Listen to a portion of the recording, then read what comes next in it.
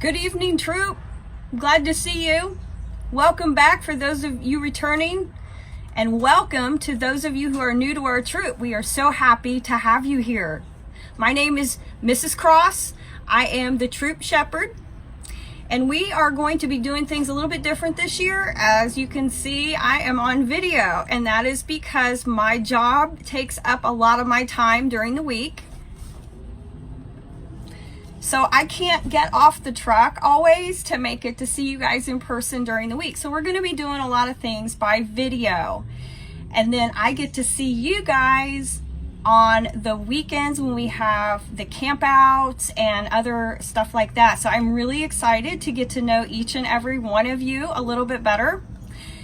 And we are just going to have a rockin' year. I just can feel that in the air, and I hope that all of you can as well. So let's get down to business. I don't want to take up a whole lot of time because I gotta get some of this other stuff done. So anyway, we're going to talk about the creed a little bit. Now you guys are going to be talking, you recite the creed at every meeting, and let's break that down a little bit. And we will go over this component by component.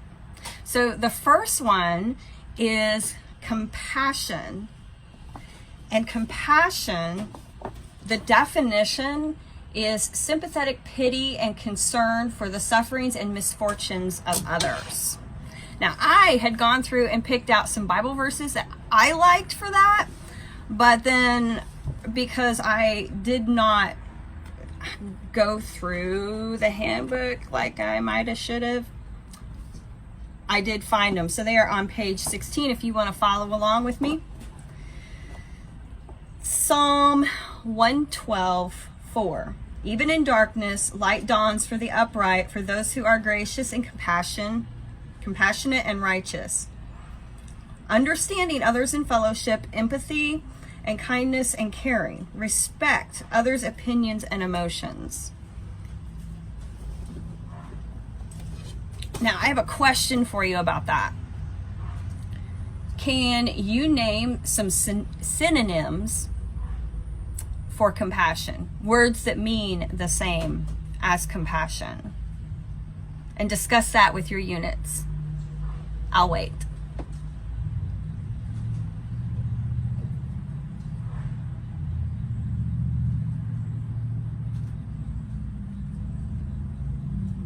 The second element is helpful. Willingly serve others. The definition is giving or ready to give help. The verse that goes along with that is Psalm 121:1 and 2. I look up to the hills. Where does my help come from? My help comes from the Lord. He is the maker of heaven and earth. Now, what I had written down, what I thought was appropriate, is Ephesians 4:29. Do not let any unwholesome talk come out of your mouth, but only what is helpful for building others up according to their needs, that it may benefit those who listen. Because life is in your tongue. Life and death are in your tongue. It is so easy to not think about your words, and you cut somebody down and you just don't even realize it because maybe they don't tell you and you don't see it. But words can be very helpful to somebody. It can make or break their day. It absolutely can. So I thought that was appropriate. The question that goes along with this are, what are some ways that you can be helpful to others, or that you are helpful to others? What are ways that you can find that? Now, here's something else that goes along with that. I was listening to a podcast a couple of days ago, and he was talking, and it was Sean Aker, and he was talking about the Ritz-Carlton Hotel, about how they train their employees to if somebody gets within 10 feet of them, they are trained to make eye contact. If somebody gets within 5 feet of them, they are to say hello. Now, I think that that could be really, really a way to help other people, because you never know if a kind word is what's going to make or break their day. And that can be so helpful for people. I know for me, out here doing this job, sometimes all I need is somebody to say a kind word to me. That's it. That is so, for me, that is so helpful. So helpful. So over the course of the next 2 weeks, I do want you to make an effort that if somebody comes within 10 feet of you, that you make eye contact with them. Actually do this. And if they are within 5 feet of you, just say hello. You don't necessarily have to strike up a conversation. We can save that for later. But do that and see how that changes not just their life, and maybe you won't see that, and that's okay, but how does it change you?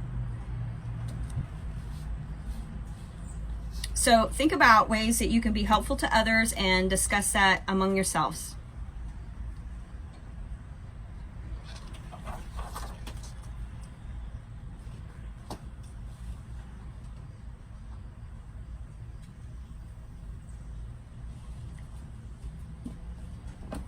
The last one we're going to discuss at this meeting is honest.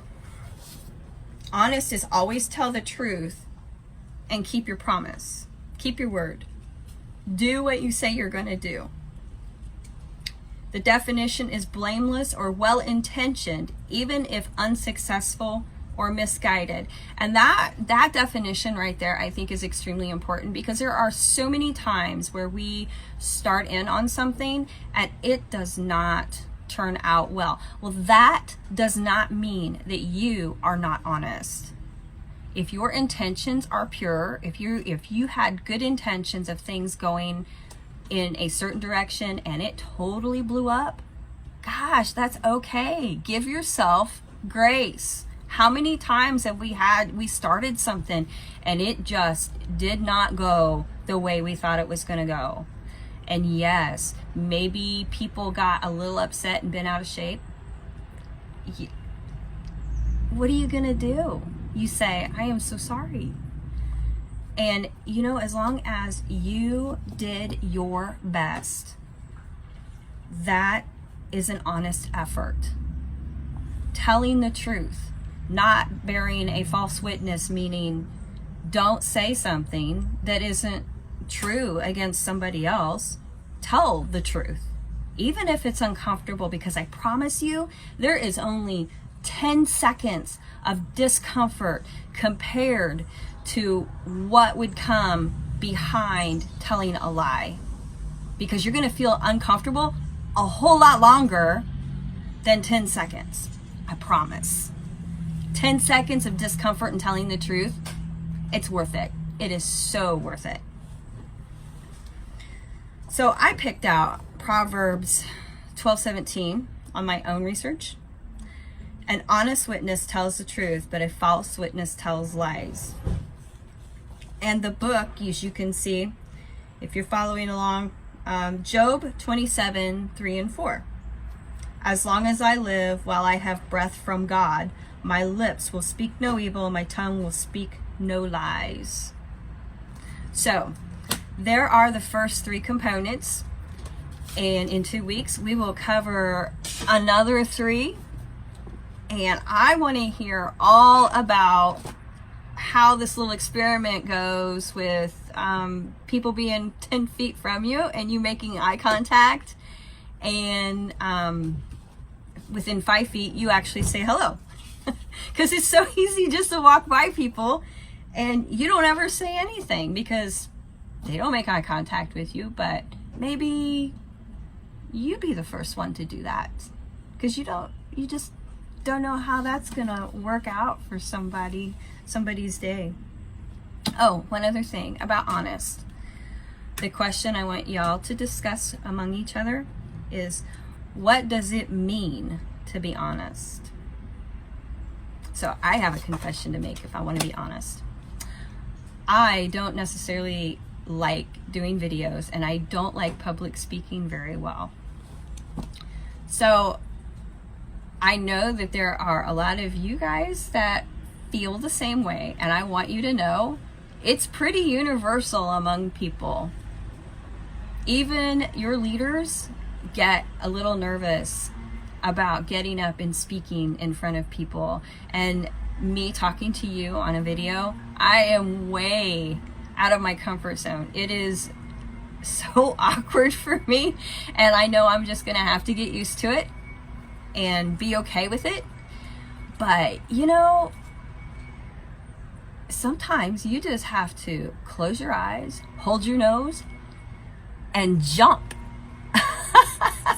Hey, y'all have a great rest of your meeting, and I look forward to meeting each and every one of you as soon as I can. And I think the camp out is first weekend in October, and I'm gonna be there with bells on, so I can't wait to meet each and every one of you. So take care, and I'll see you soon. Bye-bye.